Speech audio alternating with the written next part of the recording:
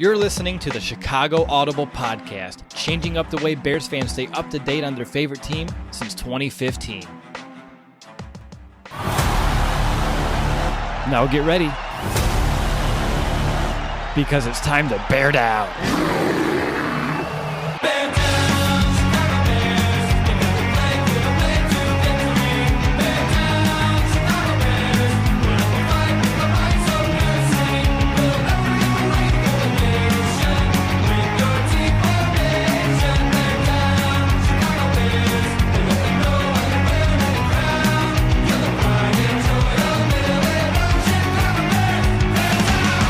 Welcome back, Bears fans, to another episode of the Chicago Audible.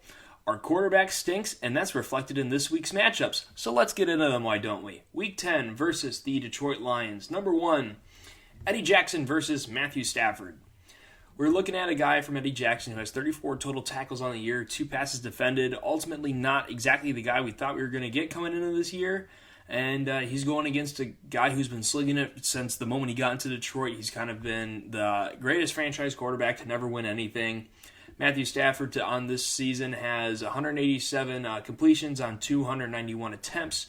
Nearly has 2,500 yards, just a yard short of that mark. 19 touchdowns to 5 interceptions. He has as many interceptions as Mitchell Trubisky has touchdowns this year. So when I'm looking at this matchup, I'm thinking of a center fielder in Eddie Jackson that we really haven't gotten to see a lot of this year. I really don't think he's gotten to play that single high look a whole lot. Hasn't gotten to play, like I mentioned, that center fielder where he's reading the quarterback, where he's really kind of given that freedom to execute that defense, to execute kind of his instincts, and that's what Eddie Jackson was so good at last year. But this year he just hasn't been given that freedom or a lot of opportunities. And a lot of that's because the opposing offenses have basically gotten to run whatever they want because either they have a lead or there's been very little pressure put on them by the Bears offense in general. So I think this will be a really important one to start off. Restrict the places that Matthew Stafford can go with the ball, especially when you're talking about deeper developing routes, intermediate to deep. So matchup number 1, pretty important there. Eddie Jackson versus Matthew Stafford. On to matchup number 2, where if you've probably been listening to these, you expect an offensive matchup because I started with defense. Well, guess what? Our quarterback stinks, so we're going with defense again because we got to win with the defense, I guess, nowadays. So we're going Kyle Fuller versus Kenny Golladay, and this is a situation of best on best for their respective teams. Kyle Fuller, 43 total tackles on the year, 7 passes defended, 3 picks. If you ask me, he's pretty much the guy that's really held the standard as far as what this defense was expected to do in terms of, stat sheet production and also just in terms of performance on the field. I think a lot of people respect wide receivers for running a ton of routes in a game. That's one big thing that air raid receivers have to be cognizant of or have to be able to do is run 50 to 60 routes a game, and that's a lot. You have to have a lot of gas in the tank to do that. But you have to understand it's even harder for a defensive back. They're reacting, not just executing. So the fact that Kyle Fuller has performed as well in the stat sheet, obviously the 3 interceptions are a really big standout there in comparison to a team that really just hasn't been able to create a lot of takeaways. I think that stands out, and he'll be matched up against a pretty talented youngster in Golladay. He has 35 receptions on the year, 640 yards, 7 touchdowns. Pretty much Matthew Stafford's go-to guy for the most part. Marvin Jones is kind of coming to the fold a little bit more as of late, and he's obviously a good target as well. But I think Golladay is kind of the more dynamic athlete at this point, so that's why I have the best on best here between Fuller and Golladay. We have 2 of the larger defensive pieces, the 2 leaders in the secondary, at the very least for the Bears, in my 2 matchups up here, because it's going to be important that you're denying the big play here. Detroit is all about kind of lulling you to sleep and then making you pay with some big plays, especially in the first quarter. If anyone was watching, I can't remember which recent game they had, the Detroit Lions, and their first quarter statistics, but they're great in the first quarter. They really struggle later on in the game. Big point of weathering the storm and maybe even getting a few cheap takeaways off the Detroit Lions to start the game, and that's why these 2 matchups, including number 2, Kyle Fuller versus Kenny Golladay, so important here. On to matchup number 3, we have J.P. Holtz versus Trey Flowers. If you haven't heard of J.P. Holtz's name, it's because he has 2 receptions for 23 yards. But we don't care about that because our quarterback stinks. So I'm talking about a stat that's not going to end up on a stat sheet that's pancakes, baby. And that's why I'm having to go in against Trey Flowers. I'm thinking about a run-heavy approach here. I'm thinking about 1985 football because we can't throw the ball. We got to run it 30 times a game. That's no respect to Jim McMahon, by the way. That's just overall the style of football I really think this team's going to have to employ to really win the game. So at this point, J.P. Holtz is by far the most productive tight end at doing his gosh darn job, which is blocking for the most part and running a few routes. So J.P. Holtz by far has opened up the most amount of running lanes, and that's why I have him in here. You know what? Trey Burton isn't giving you much of the passing game, and you know he can't block worth anything, so get him off the field. Adam Shaheen hasn't blocked very well this season, so get him off the field. Get someone who can create a run hole for me, and he's going to have a pretty tough task. Trey Flowers, obviously a really big piece of that Patriots team for a while. To this point in the year, he has 29 total tackles for the Detroit Lions, 4 sacks even, leads the team for the Detroit Lions. We're not really talking a whole lot of J.P. Holtz in regards to pass blocking aspect here. He could be, of course, called on to do that. Our quarterback stinks, so I hope we don't pass a lot.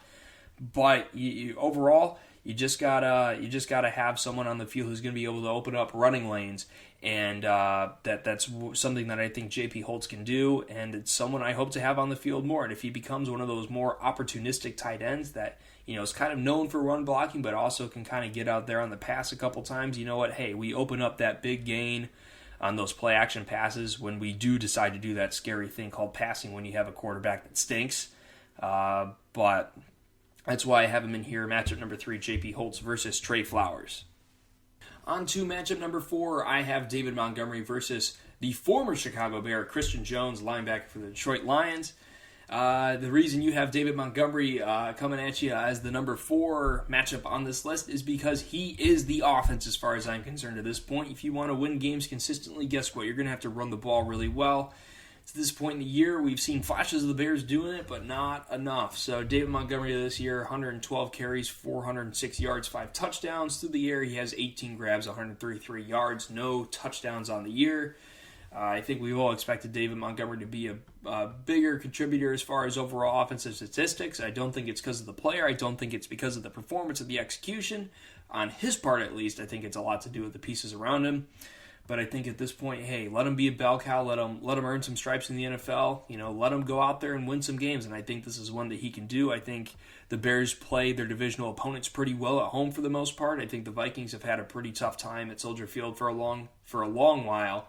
And then you even have the Detroit Lions, who have had, even when the Bears were pretty rough, just as a season whole, weren't very talented. The Detroit Lions still struggled playing the Bears in Chicago a lot of the time. Even if the Bears would lose the game, a lot of those games were one possession, whereas in the Motor City, not quite the same story. So if you're asking me, turn it off, hand it off to David Montgomery. And if I'm David Montgomery, I'm trying to seek out the place where Christian Jones is, because I don't think a lot of you guys were listening to my content. I think I was still writing for Windy City Sports at the time.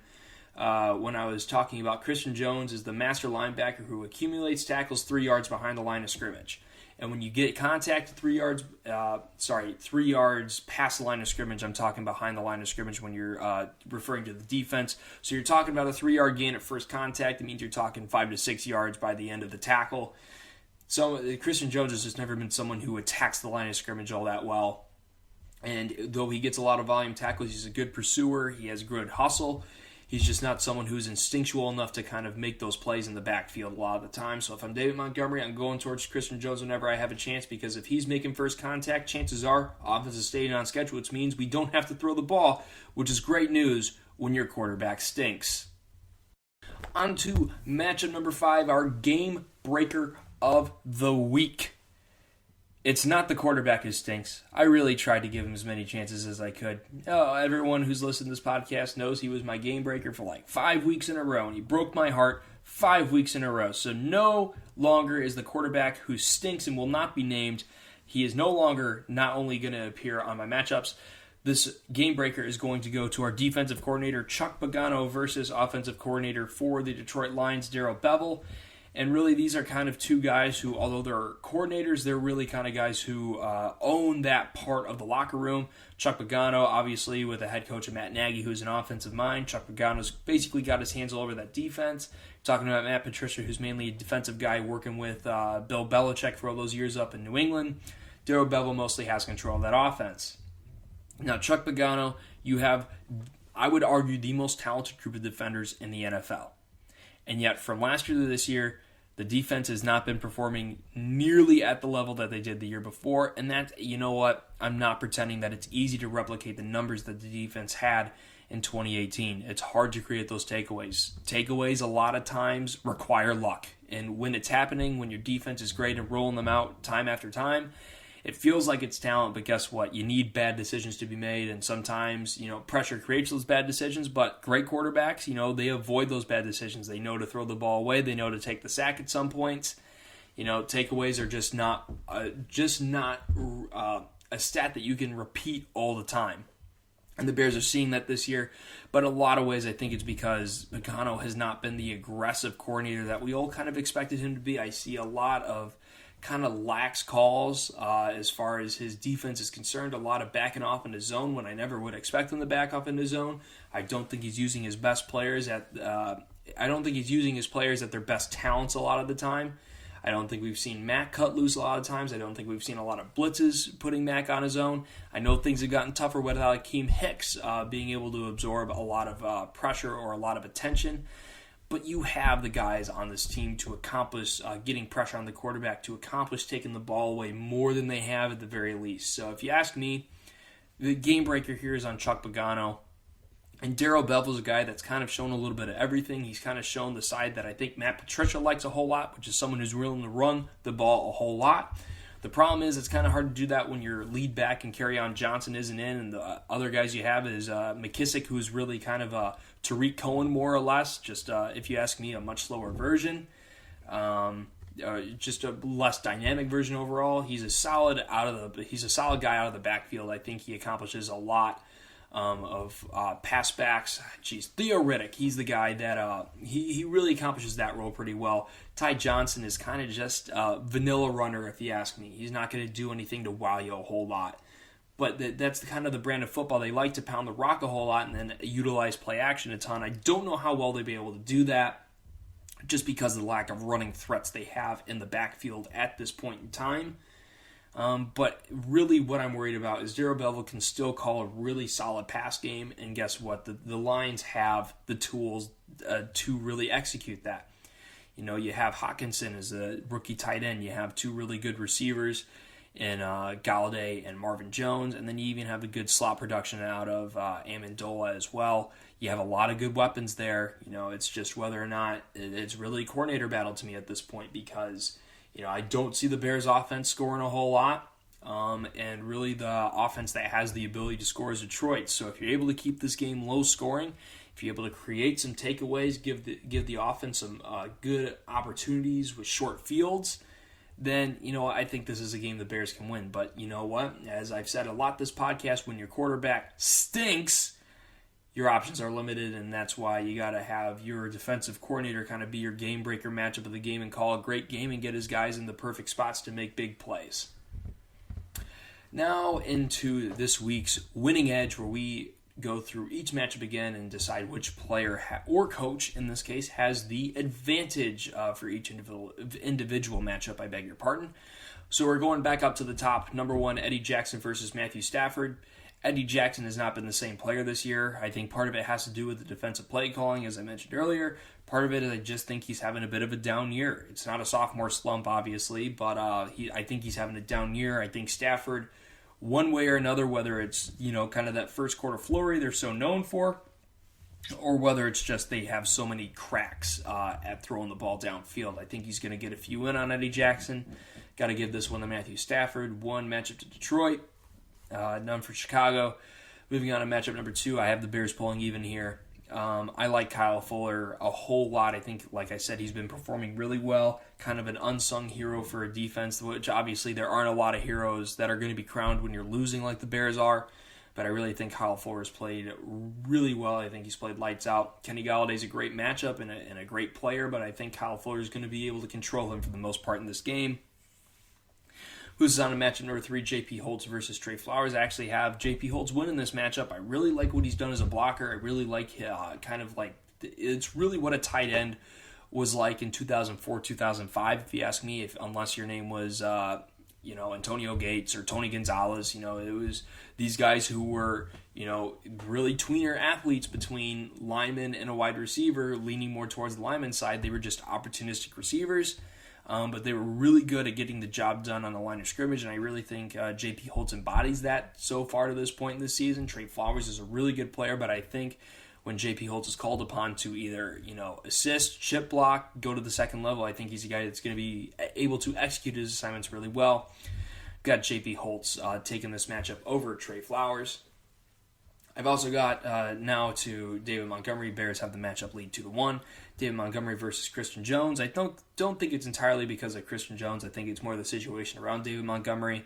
I don't know if he's going to get the opportunities to be able to kind of isolate a guy like Christian Jones enough. I got to take Christian Jones and kind of the more or less betting against the Bears offensive line, betting against the Bears play calling to be able to feature David Montgomery for once as a lead back in the NFL. I think we finally saw what it looked like against the Chargers, and we kind of went away with it against Philadelphia. We had a lot of wonky play calls in the first half, had just a really bad offense in the first half, which happens when your quarterback stinks. But overall, I just got to give this one to the Detroit defense overall. I think they're a pretty good run-stuffing team overall, and I think Christian Jones, whether or not he's making contact at few yards in the backfield, I think overall his line will give him a chance to shoot some gaps. Whether or not he takes them, I don't know. Overall, just Detroit defense for me is going to take this matchup, knotted up at 2 apiece, and then we go to Chuck Pagano versus Darrell Bevell. And I really thought Chuck Pagano would be somewhat different coming in. I thought it'd be someone who kind of plays upon the great amount of talent he has in the secondary and up front as well. And to this point, he just hasn't let the dogs loose yet, and I don't know if we're ever going to see that. And I think that Darrell Bevell will be able to run his offense for the most part without too much concern. I think with the athletes he has in Matthew Stafford, a guy who's very adept, even if he hasn't really won a whole lot to this point in his career, of meaningful games at the very least. I think he's going to be able to handle this game as far as a play calling standpoint. Got to give this one to Darrell Bevell and the Detroit Lions. So I have the Bears losing this home matchup to the Detroit Lions in the term of matchups 3-2. I think it'll be close. Like I mentioned, Bears play their divisional games at Soldier Field pretty tough for the most part. So I think it'll be a one-score game. I could see it being a 20-14 game, something along those lines, 20-13. I just don't see it out of the Bears' offense being able to get it done. And I also don't see the Bears' defense being able to create enough plays to win the game in this particular case. So I give the advantage towards the Detroit Lions. Hopefully I see enough out of the quarterback this week that I can use his name again and I don't have to say he stinks all the time. Taking a little nod from Pat McAfee on the stinks, and also because this is a family-friendly podcast and I don't want to say other mean things. So hopefully we're having a different conversation next week with some more brighter outlooks on the future and on this team. But until then, bear down, Chicago. Bear down!